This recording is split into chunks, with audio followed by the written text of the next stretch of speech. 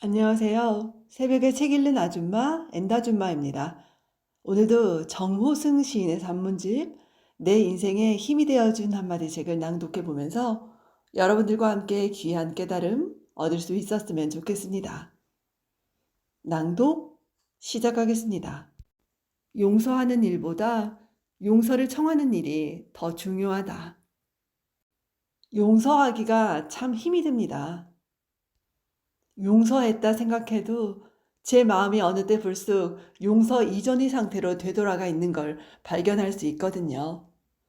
그런 마음을 발견하면 다시 고통스러워집니다. 용서한다는 것이 그 얼마나 가식적이고 형식적인 것인지 오로지 참담할 뿐입니다. 어쩌면 용서한다, 용서한다 하면서 용서하지 못하고 평생을 다 보낼 것 같아요. 용서를 한다는 게 상대방을 위한 일이 아니라 바로 저 자신을 위한 일이라는 것을 잘 알면서도 용서하기란 헤엄을 치지 못하는 제게 한강을 헤엄쳐 건너라고 강요하는 것과 같습니다. 미움은 저를 먼저 멍들게 합니다. 아니, 멍들게 한다기보다는 저를 먼저 파괴시켜 버리죠. 사람을 미워한다는 일이 그 얼마나 힘든 일인지요. 미워하지 않으려고 해도 길을 가다가 혹은 지하철을 타다가 갑자기 두더지처럼 불쑥 미움이 치솟아 올라서 저를 괴롭히곤 하거든요. 사랑하는 일보다 더 힘든 일이 분명 사람을 미워하는 일인 것 같습니다. 그래서 용서할 줄 모르는 사람을 보고 자기가 건너가야 할 다리를 스스로 무너뜨리고 있다고 하는 건지도 모르겠어요. 참으로 공교롭게도 제가 미워하는 사람들은 한때 저와 친했거나 가까웠던 사람들입니다. 절친하지는 않았다 하더라도 한때 저와 관계가 좋았던 사람들입니다. 그 중에는 지금도 가장 가까운 관계에 있는 사람들도 있습니다. 좋았던 마음이 언제 무너져 미움의 싹이 텄는지 정확하게 알 수는 없지만 대부분 작은 일에서 미움이 싹터 크게 증오의 열매를 맺지 않았나 싶습니다. 왜 친했던 사람들을 미워하게 되는지 이해되지 않는 건 아니에요. 미움이란 원래 가까움과 친밀함을 먹고 싹을 틔우는 본성을 지니고 있기 때문입니다. 저와 아무 관계가 없었다면 미워할 필요조차 없었을 겁니다. 미움의 원인은 대부분 저를 무시하거나 배반한 일이 아닌가 싶어요. 인간적인 예의를 갖추지 않았거나 저의 자존심과 명예에 치명적인 타격을 가했거나 경제적인 손실을 입힌 일들입니다. 그 중에서도 저의 인격을 무시한 일이 가장 큰 원인이 아닌가 싶어요. 돌이켜보면 미움은 단순히 미움으로 그치는 게 아닙니다. 저를 파괴하고 제 인생을 파괴함으로써 원하지 않는 방향으로 제 인생을 바꾸어 버리는 일이죠. 제 생각에 용서에는 오랜 시간이 필요한 것 같아요. 시간은 용서하게 하지는 않는다 하더라도 잊을 수 있게는 합니다. 오랜 시간이 지나면 구체적인 사건 하나하나, 말 한마디 한마디가 희미해지곤 하죠. 그때 내가 왜 그렇게 미워했더라? 그런 생각이 들 만큼 감정의 격렬함은 옅어지고 감정의 찌꺼기만 남습니다. 그리고 그 찌꺼기조차 차차 쓰레기가 되고 맙니다.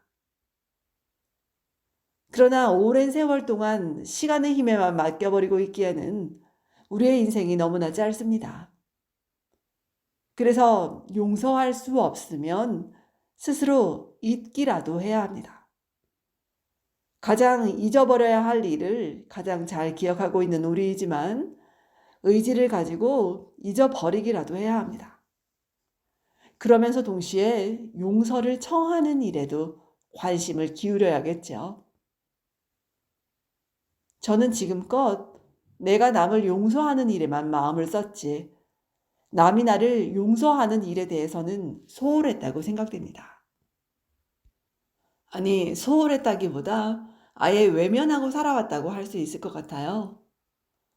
그 일이 서로 똑같은 무게를 지닌 일임에도 불구하고 어쩌면 용서를 청해야 할 일이 몇 배나 더 많을지도 모르는데, 저는 제 잘못에 대해 용서를 청하는 일은 등한시 해왔습니다. 그것은 제가 남의 잘못을 결코 잊지 않고 앙심을 품으며 살아왔다는 것을 의미하는데요. 분명 남이 나한테 잘못한 만큼, 아니 그보다 훨씬 더 많이 나도 남한테 잘못했을 터인데도 남이 나한테 잘못한 일만 생각하는 이기적인 태도로 살아왔다는 것을 의미합니다.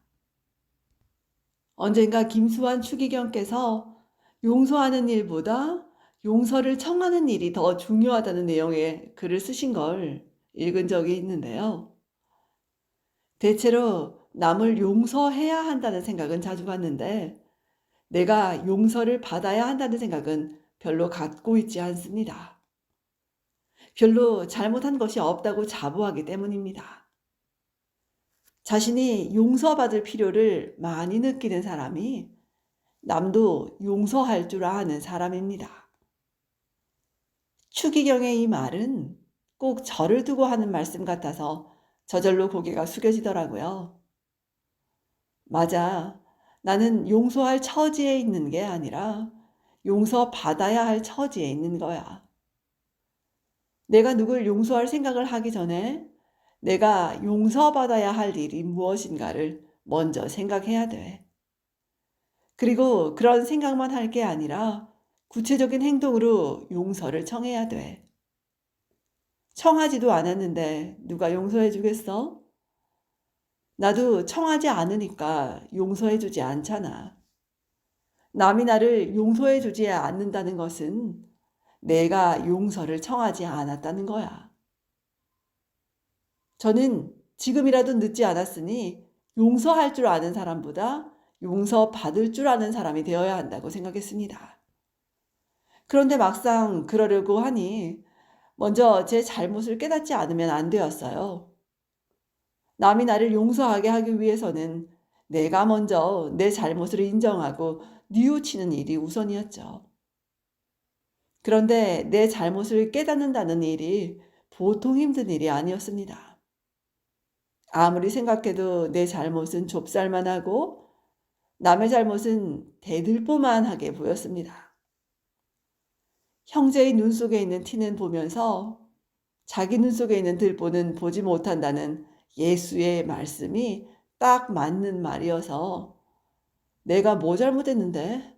도대체 내가 뭐 잘못한 게 있나? 하는 생각이 뱀의 혀처럼 끊임없이 날름거려 힘들었죠.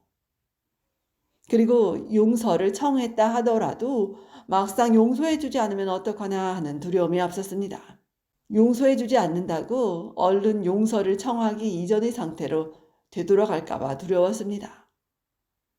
그러면서 저는 어머니를 생각했습니다.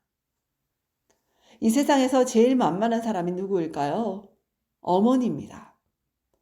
그래서 저는 어머니에게 온갖 잘못을 저지르죠.